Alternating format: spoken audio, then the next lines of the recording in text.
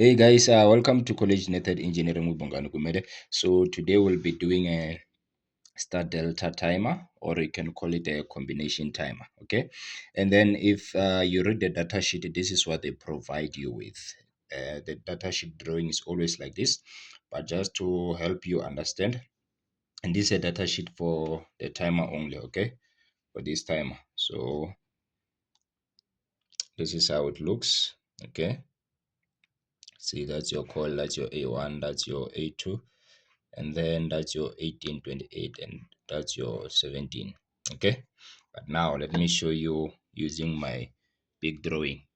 Okay, so this is A1, A2. So your 17 is your common, so this common, it must connect with A1. Okay, it must be connected with your A1. Okay, and then the 18, it will go to your load, and also your 28. So this goes to your load. Okay, and also this one is for your load. Okay, and then so remember, I say we are doing a star delta timer example. Okay, I will work in real life. So your 18 will be for your star and your 28 will be for your delta.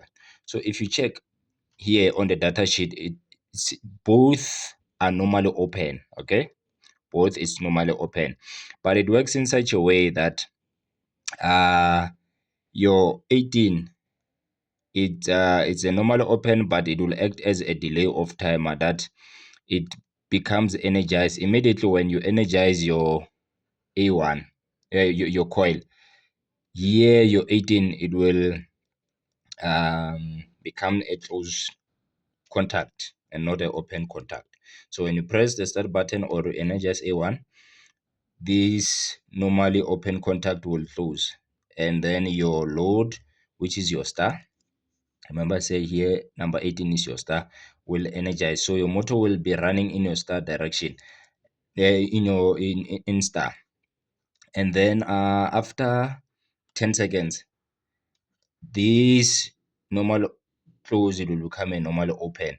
And then this one normal open becomes a normally close. Okay, so this one will act as a delay on,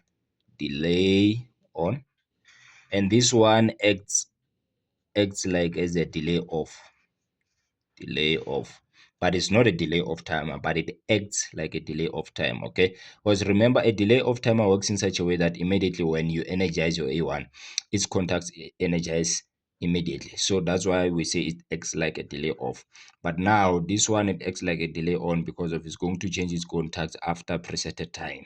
Okay, so this one, immediately when you energize A1, this one becomes a normally closed, and then after preset time, it will become a normally open, and then this one, it changes to become a normally closed. Okay, so let's come to my circuit here, my old circuit. I've got two lamps. I've got lamp one and I've got lamp two. So we say number 18 will be for star, so this one is for your star. If you check here on my timer, so the orange wire will be for, we'll say it will be for your life, and this one is your neutral. Okay, let's start with these first two wires. These wires are my supply, are the main supply. So the red one, which is your life, it comes to your start button, and then it comes out from the start button. It enters here where it's written your A1. Okay, and then this one is your neutral, and then your neutral it connects all your neutral. This light neutral is connected here, and then this light also, your neutral will be your pink wire, it also connects here. But then if you check your A2 also, your neutral is connected on the same point. Okay, and then, but now check your 17. You see on the drawing, we said your 17 is your common. Okay, so we'll say this is your common. Okay, so your 17 will receive power from your A1. So your A1, I bridged and I connected to number 17 also. Okay, so now that's it.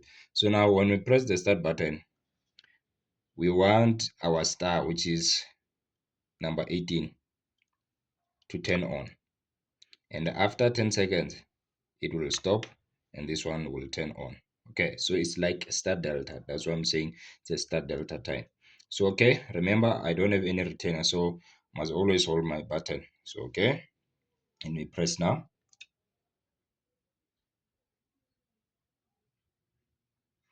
Okay, something is wrong.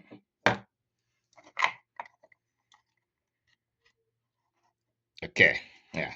So now when I press, see what happens is that our lamp is on, but this one is off.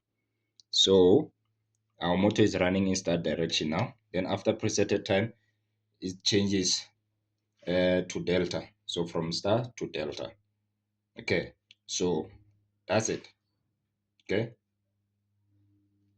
okay. So let's start the whole process. Let me explain what is happening here. We're using a combination timer. Okay, which can act as a delay off and a delay on. Okay, so it's not a delay off timer and it's not a delay on, but it can act as both. Okay, and we say your number 18, if you check here, your number 18 is the one that must energize same time. Okay, then after preset time, it de-energize. And then your number 28, it will only energize or turn on after preset time.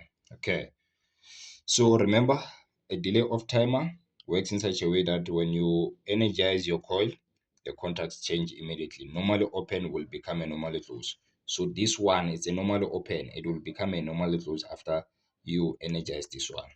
But 28 will only become a normally close here after preset time. Okay, so let's check.